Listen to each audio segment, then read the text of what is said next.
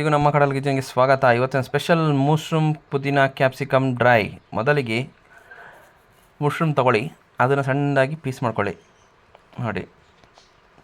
ಆಮೇಲೆ ಅದಕ್ಕೆ ಬೇಕಾಗಿರೋ ಕ್ಯಾಪ್ಸಿಕಮ್ 2 ಸಣ್ಣದಾಗಿ, ಟೊಮೆಟೊ 1, ಈರುಳ್ಳಿ 1, ಮತ್ತು ಹಸಿಮೆಣಸಿನ್ಕಾಯಿ ಮತ್ತು ಕರಿಬೇವು ಸ್ವಲ್ಪ ಬೇಕು ಅಂದರೆ ಖಾರಕ್ಕೆ.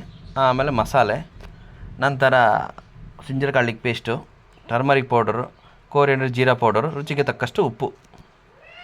ಮೊದಲಿಗೆ ಆ ಮಸಾಲೆ ಮಾಡಲಿಕ್ಕೆ 3 ಪುದೀನ, ಕೊತ್ತಂಬರಿ ಸೊಪ್ಪು ಮತ್ತು ಚಿಲ್ಲಿಯನ್ನು ತಗೊಂಡು ಮಿಕ್ಸಿಗೆ ಹಾಕಿ ಸಣ್ಣದಾಗಿ ಮಸಾಲೆ ಮಾಡಿಕೊಡಿ. ಅದರಿಂದ ನಮಗೆ ಸ್ಟಾರ್ಟಿಂಗ್ ಮಾಡಿಟ್ರೆ ಆಮೇಲೆ ನಾವು ಮಾಡಬೇಕಾದ್ರೆ ಈಸಿ ಆಗುತ್ತೆ, ಸರಿನಾ. ಈಗ ಮೊದಲಿಗೆ ಬರೋಣ.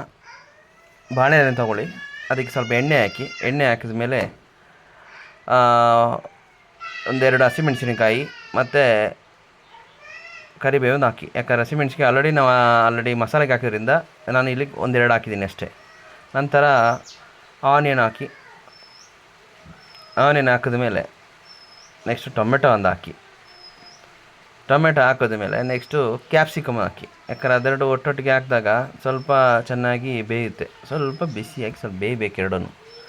ಎಲ್ಲ ಸ್ವಲ್ಪ ಬೆಂದ ಮೇಲೆ ನೆಕ್ಸ್ಟು ಜಿಂಜರ್ ಗಾರ್ಲಿಕ್ ಪೇಸ್ಟ್ ಒಂದು ತಗೊಳ್ಳೋಣ. ಅದೊಂದು 1 ಸ್ಪೂನ್ ಜಿಂಜರ್ ಗಾರ್ಲಿಕ್ ಪೇಸ್ಟು ಹಾಕೋಣ.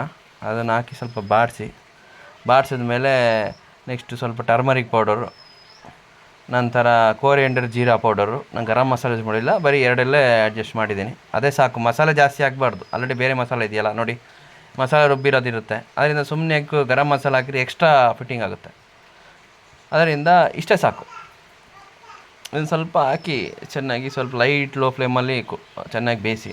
ನಂತರ ರುಚಿಗೆ ಉಪ್ಪಂತೂ ಮರಿಬೇಡಿ, ಸ್ವಲ್ಪ ಇದ್ರೇ ಅದಕ್ಕೊಂದು ರುಚಿಗೆ ಬಾಯಿಗೆ ತಟ್ಟುತ್ತೆ. ಅದಾದಮೇಲೆ ನೆಕ್ಸ್ಟು ಕಟ್ ಮಾಡಿರೋಂಥ ಮಶ್ರೂಮ್ ಹಾಕಿ ಸ್ವಲ್ಪ ಚೆನ್ನಾಗಿ ತಿರುಗಿಸ್ಬಿಟ್ಟು ಸ್ವಲ್ಪ ಬಿಡಿ. ಬೇಕು ಅಂದರೆ ಸ್ವಲ್ಪ ಡ್ರೈ ಆಗ್ತಿದೆ ಅಂದರೆ ಸ್ವಲ್ಪ ನೀರು ಹಾಕಿದಾಗ ಸ್ವಲ್ಪ ನಿಮಗೆ ಫ್ಲೇವರ್ ಬರುತ್ತೆ. ಹಾಕಿದ್ಮೇಲೆ ಲಾಸ್ಟಿಗೆ ಗಾರ್ನಿಷಿಂಗ್ಗೆ ಕೊತ್ತಂಬರಿ ಸೊಪ್ಪು ಒಂದು ಹಾಕಿ ನಮ್ಮ ಮಶ್ರೂಮ್ ಕ್ಯಾಪ್ಸಿಕಮ್ ಪುದೀನ ಡ್ರೈ ರೆಡಿ ಆಯಿತು. ಓಕೆ, ಇದನ್ನು ನೀವು ಊಟದಲ್ಲಿ ಹಾಕ್ಕೊಂಡು ಚೆನ್ನಾಗಿ ತಿನ್ನಿ. ಮಿಸ್ ಮಾಡದೆ ಸಬ್ಸ್ಕ್ರೈಬ್ ಮಾಡಿ, ಶೇರ್ ಮಾಡಿ, ಮರೆಯದೆ ಲೈಕ್ ಮಾಡಿ.